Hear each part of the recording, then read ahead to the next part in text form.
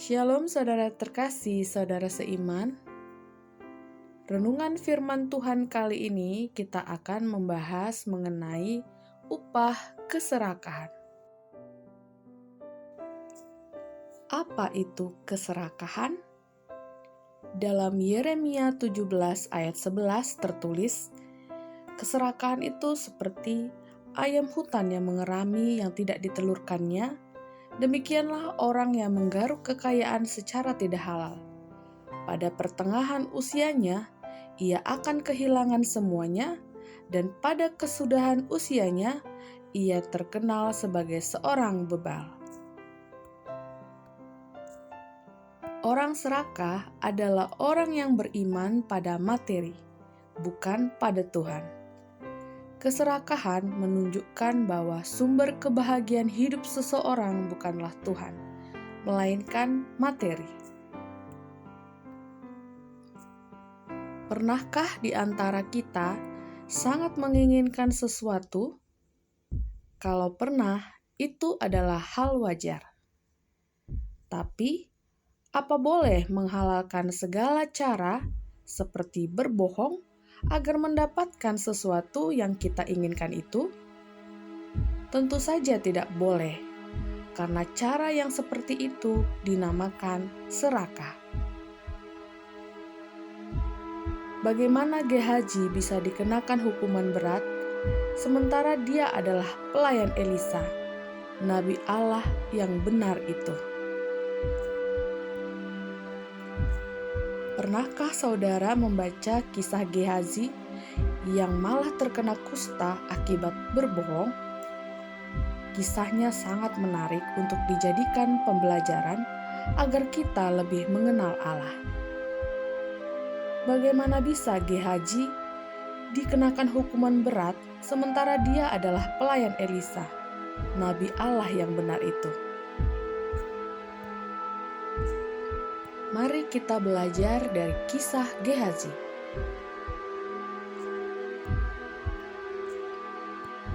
Tetapi kata Elisa kepadanya, "Bukankah hatiku ikut pergi ketika orang itu turun dari atas keretanya mendapatkan engkau?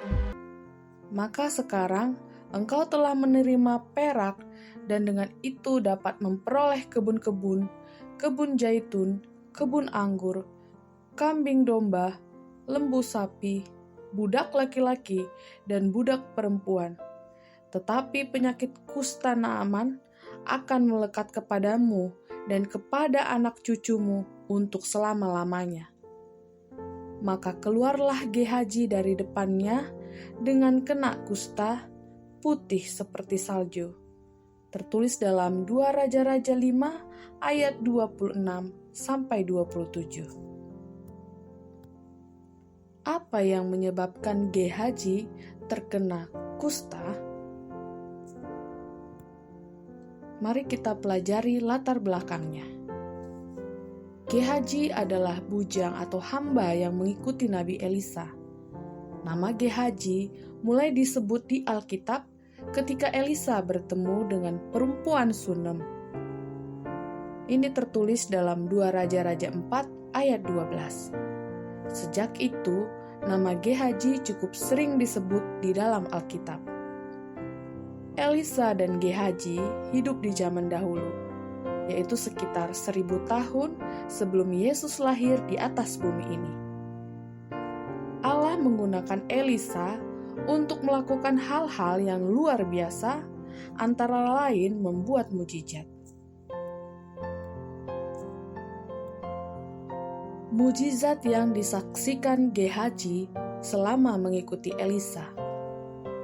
Gehazi menyaksikan dengan mata kepalanya sendiri bagaimana Elisa membuat mujizat-mujizat itu, seperti membangkitkan anak perempuan Sunem yang telah mati, dan juga bagaimana Elisa memberi makan 100 orang. Terakhir, Gehazi melihat bagaimana Naaman, seorang panglima raja Aram yang sakit kusta, datang kepada Elisa dan disembuhkan dari penyakit kustanya setelah mengikuti petunjuk Elisa untuk mandi 7 kali di sungai Yordan.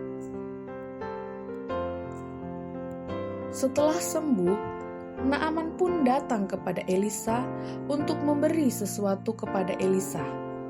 Namun Elisa sama sekali tidak mau menerima pemberian Naaman. Hingga akhirnya Naaman pun pergi. Alasan Elisa menolak pemberian Naaman adalah untuk kemuliaan nama Tuhan. Mengapa Elisa menolak pemberian Naaman? Bukankah pemberian itu adalah dorongan hati nurani Naaman? Sekedar nazar untuk mengucapkan rasa terima kasih dengan memberikan sejumlah hadiah yang berharga kepada Elisa setelah ia disembuhkan? Alasan pertama Elisa menolak pemberian hadiah atau pemberian nazar dari Naaman yang berupa hadiah setelah ia disembuhkan oleh karena Elisa menyadari akan jabatannya yang suci.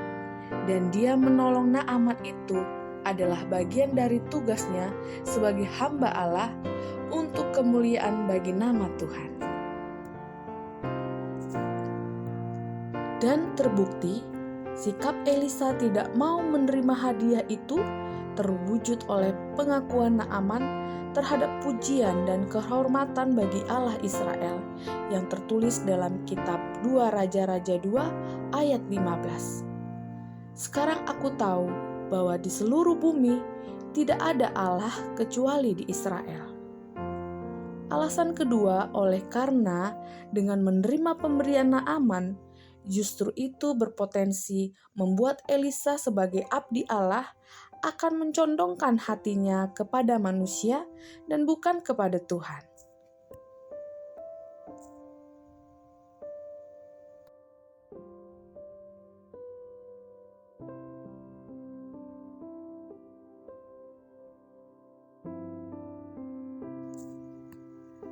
Keserakahan membuat Gehazi berbohong pakai angka 2. Namun setelah Naaman pergi, Gehazi pergi mengejarnya tanpa memberitahu Elisa. Setelah bertemu Naaman, apakah yang Gehazi bilang dalam bahasa sehari-hari? Elisa menyuruh aku untuk memberitahu bahwa ada 2 tamu yang baru datang. Dia minta 2 potong baju dan setalenta perak buat mereka. Ucapan aslinya dapat kita baca dalam 2 Raja-Raja 5 ayat 22. Kebohongan. Gehazi mengarang cerita dengan menggunakan kata 2 untuk berbohong. Karena alasan utamanya adalah ia ingin hadiah yang tadinya mau diberikan kepada Elisa. Dan sudah barang tentu Naaman tidak tahu kalau dia dibohongi. Jadi dengan senang hati ia pun memberikan baju-baju dan permintaan lainnya itu untuk Gehazi. Naaman berkata, "Silahkan, ambillah 2 talenta perak, 2 pundi-pundi dan 2 potong pakaian." Sungguh luar biasa angka 2 membuat Gehazi dan banyak orang bisa terjerat jatuh ke dalam perbuatan dosa atau kebohongan. Kebohongan 2. Kebohongan kedua ketika Gehazi sampai di rumah, Elisa menanyainya, "Kamu dari mana saja?" Jawabnya, "Hambamu ini tidak pergi kemana-mana." Padahal Allah sudah memberitahu Elisa atas perbuatan keji Gehazi. Gehazi telah mengambil uang dan pakaian yang bukan miliknya. Sebab itu, uang atau hadiah nazar dari Naaman itulah yang menyebabkan Allah kemudian memindahkan kusta Naaman ke Gehazi. Apa konsekuensi bohong atau serakah? Pertanyaannya, apa pelajaran yang dapat kita ambil dari pengalaman Gehazi ini? Salah satunya adalah kita tidak boleh mengarang-arang cerita dan berbohong. Mengapa Gehazi mengarang cerita dan berbohong? Itu karena Gehazi serakah. Ia menginginkan apa yang bukan miliknya dan berbohong untuk mendapatkannya. Akibatnya, ia pun kena penyakit mengerikan selama hidupnya. Tetapi lebih dari 2 alasan di atas, Gehazi mengalami sesuatu yang lebih parah, yaitu ia kehilangan kemurahan dan kasih Allah. Sebagai bahan pertimbangan, ketika ada yang memberi kita sesuatu yang berharga, beberapa pertimbangan patut kita pikirkan sebelum menerimanya.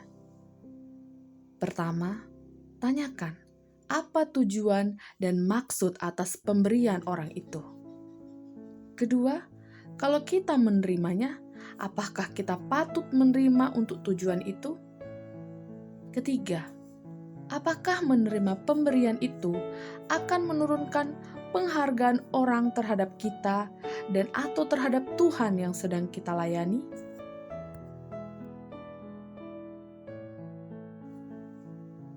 Kesimpulan.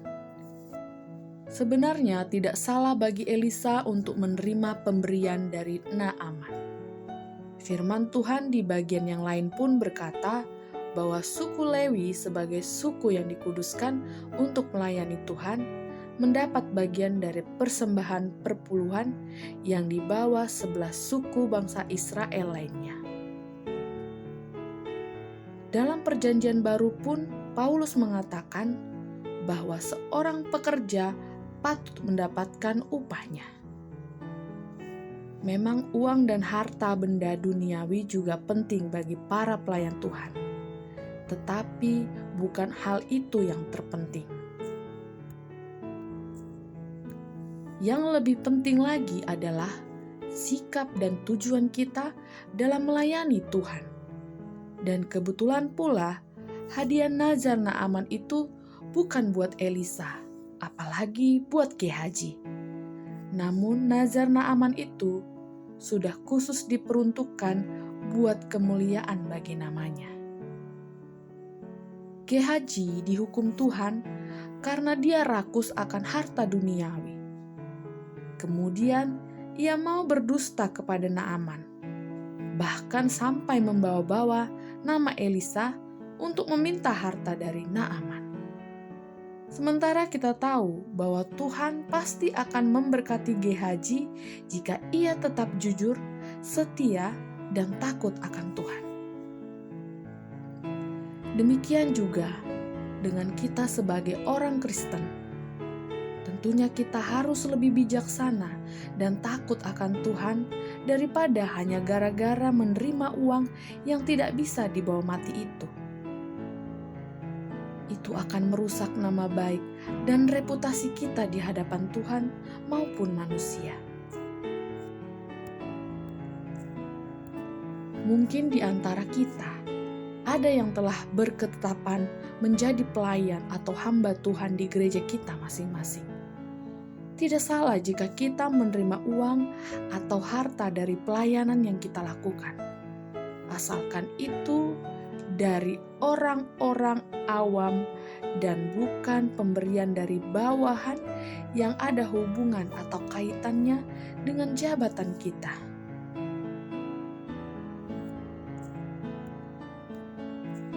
Namun, alangkah baiknya kita jangan sampai terjebak dengan harta duniawi. Tetapi kita harus melayani Tuhan karena kita mengasihi Dia. Jangan kita menjadi seperti Gehazi, tetapi kita harus menjadi seperti Elisa yang melayani tanpa memasang tarif, yang melayani tanpa membedakan siapa orang yang kita layani.